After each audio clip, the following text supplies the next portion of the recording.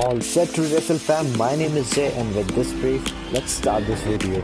WCW vs WWE की Monday night Wars के time पर कई सारे ऐसे सुपरस्टार्स थे जिन्हें WCW कंपनी निकाल रही थी क्योंकि उन्हें लगता था कि इन सुपरस्टार्स में बिल्कुल पोटेंशियल नहीं है और इनका प्रो रेसलिंग में कुछ नहीं हो सकता। और कुछ सुपरस्टार्स तो खुद WCW छोड़कर WWE में जा रहे थे क्योंकि WCW उन्हें बिल्कुल अच्छे से बुक नहीं करती थी और उन्हें पता लग गया था कि अगर वो इसी कंपनी में रहे तो उन्हें कभी एक बड़ा पुश नहीं मिलेगा क्योंकि WCW को तो बस चाहिए था कि वो किसी तरह WWE को हरा दे, जिसके लिए वो WWE के पॉपुलर सुपरस्टार्स को अपनी कंपनी में साइन कर रहे थे। देन कम्स मार्च 26, 2001। ऐसा हो नहीं सकता कि कोई प्रो रेसलिंग फैन इस डेट को भूल जाए क्योंकि ये वो दिन है जब विंस मैकमैन ने एक बहुत बड़ी अनाउंसमेंट की थी कि WWE ने फाइनली मंडे नाइट वॉर्स को जीत लिया है और उन्होंने WCW कंपनी को भी खरीद लिया है। तो इससे अब दोनों कंपनीज के सुपरस्टार्स एक ही कंपनी में आ गए थे और विंस मैकमैन ने इसे एज अपॉर्चुनिटी देखा और उन सुपरस्टार्स को पुश किया जो कि WCW में जॉबर से ज्यादा और कुछ भी नहीं थे। तो आज की इस वीडियो में आपको 5 ऐसे ही सुपरस्टार्स के बारे में बताऊंगा गोइंग फ्रॉम 5 to 1 जो कि WCW ने तो रिजेक्ट कर दिए लेकिन WWE में आकर वो मेगा स्टार्स बन गए जिन्हें अब हम WWE के लेजेंड्स भी कहते हैं।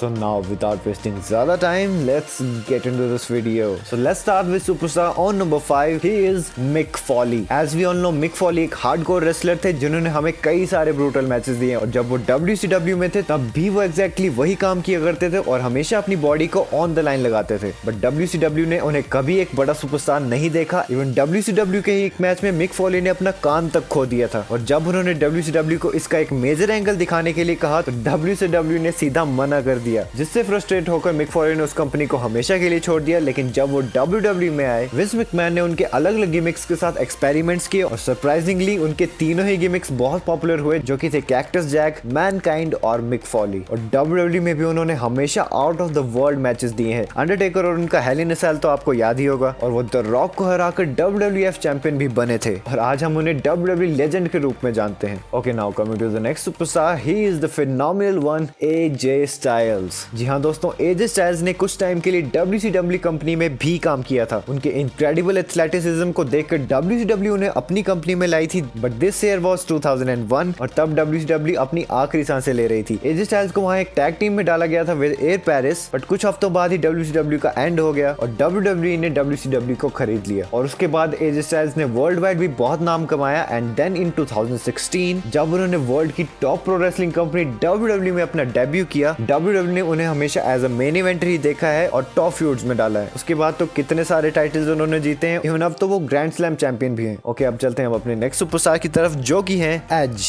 यस, एज भी कुछ टाइम के लिए WCW कंपनी में थे और उस टाइम पर WCW सिर्फ WWE के सुपरस्टार्स को अपनी कंपनी में लाकर उन्हें ही पुश करती जा रही थी और बाकी सुपरस्टार्स को जरा सा भी मौका नहीं मिल रहा था। WCW ने कभी एज को एक बड़े लेवल का सुपरस्टार नहीं देखा लेकिन WCW से जाने के बाद उन्हें ब्रेट हार्ट ने ट्रेन किया और फिर जब वो WWE में आए विंस ने एज के एक्सट्रीम पैशन जो कि उनका रेसलिंग के लिए था उसे देखकर स्पॉटलाइट देना शुरू किया और एज मल्टीपल टाइम्स WWE में चैंपियन रह चुके हैं। उन्होंने हमें कई सारे एक्सट्रीम मैचेस और ऐसे सेगमेंट्स दिए हैं जिस वजह से उन्हें रेटेड आर सुपरस्टार भी कहा जाता है। वो WWE हॉल ऑफ फेमर भी हैं और अब भी वो रेसलिंग के लिए उतना ही पैशनेट हैं जितना कि तब थे। Okay coming to the next one, he is the game Triple H। This also might be a surprise to you but Triple H भी WWE में आने से पहले WCW में काम कर चुके हैं और वहाँ उनका नाम था टेरराइजिंग और बाद में उनका नाम चेंज कर दिया गया Jean Paul Levesque. Triple H ने WCW से उन्हें as a single superstar push करने के लिए रिक्वेस्ट किया पर एज एक्सपेक्टेड उनकी रिक्वेस्ट डिनाई कर दी गई क्योंकि WCW तो तब WWE के सुपरस्टार्स को लाकर ही हाईली फीचर करने में लगी हुई थी और Triple H WCW को कभी एक बड़े सुपरस्टार नहीं लगे। और जब वो उस कंपनी को छोड़कर WWE में आए, वन ऑफ द